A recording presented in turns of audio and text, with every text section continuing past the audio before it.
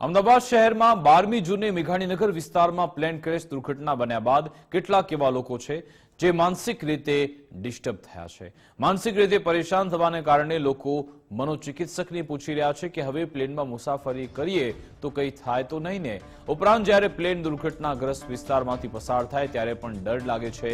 ગુજરાત ફર્સ્ટે અમદાવાદ શહેરના જાણીતા મનોચિકિત્સક ડોક્ટર સાથે વાત કરી।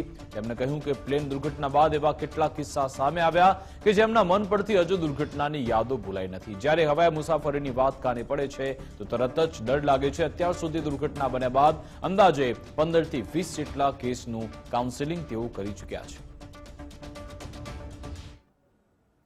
અમદાવાદ શહેરમાં પ્લેન દુર્ઘટના પછી એવા કેટલાય મુસાફરો છે, કેટલાય લોકો છે કે જેઓ મેન્ટલી રીતે ડિપ્રેસ થઈ ગયા છે અને જ્યારે હવાઈ મુસાફરીની વાત આવે અથવા તો પ્લેન ઉપરથી જતું હોય તો તેઓની માનસિક પરિસ્થિતિ કંઈક અલગ જ છે। કયા પ્રકારના કિસ્સા સાયકેટ્રિક પાસે આવી રહ્યા છે એ જાણવાનો પ્રયાસ કરીએ ડૉક્ટર કલરવ મિસ્ત્રી પાસેથી।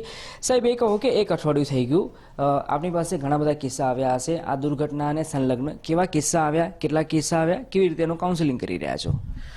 જ્યારે આ પ્રકારના માનવ સર્જિત હોનારત થાય છે અથવા તો કુદરતી આફત આવે છે ત્યારે એ સમયગાળા દરમિયાન અને એ સમયગાળા પછી લગભગ 2 મહિના 4 મહિના કે 6 મહિના સુધી એના કઈ રીતે પડઘા પડે છે તેની શારીરિક સ્વાસ્થ્યની સાથે સાથે માનસિક સ્વાસ્થ્ય પણ ખૂબ જ અસર કરે છે, જેને મેડિકલની ભાષામાં પોસ્ટ ટ્રોમેટિક સ્ટ્રેસ ડિસઓર્ડર તરીકે ગણવામાં આવે છે અથવા તો આપણે નોર્મલ ભાષામાં કહીએ કે પેનિક એટેક્સ કે એન્ઝાયટી ડિસઓર્ડર।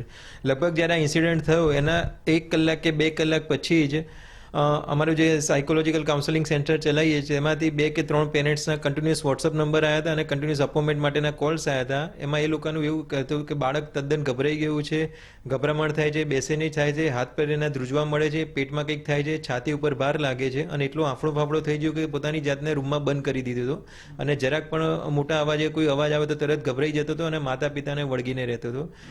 જ્યારે તે બાળકનું કાઉન્સેલિંગ કરવામાં આવ્યું અથવા તો માતા પિતા સાથે વાત કરવામાં આવી, તેણે કીધું કે બાળક છે કન્ટિન્યુઅસ આ જે ટીવીમાં અચાનક સાંભળ્યું અથવા તો આસપાસમાં જે વાતાવરણ ચાલતું હતું એના કારણે કન્ટિન્યુઅસ નજરની સામે તેના મગજમાં એ પ્રતિબિંબ પડી જતું હતું અને એટલો ગભરાઈ જતો હતો કે લગભગ 15 દિવસ પછી જ એની ફ્લાઇટની ટિકિટ હતી, તેને મુંબઈ પોતાના ઘરે પાછું જવાનું હતું તો તેણે તદ્દન ના પાડી દીધી અને કીધું કે હું મારા પોતાના ઘરે તો જઈશ જ નહીં અને પ્લેનમાં ક્યારેય બેસીશ જ નહીં। અને જ્યારે પણ એ પ્રકારની વાર્તા આવે તો તરત રડવા મળે, ગભરાઈ જાય અને રૂમમાં બંધ કરીને પોતાની જાતને એકલવાયું કરતો।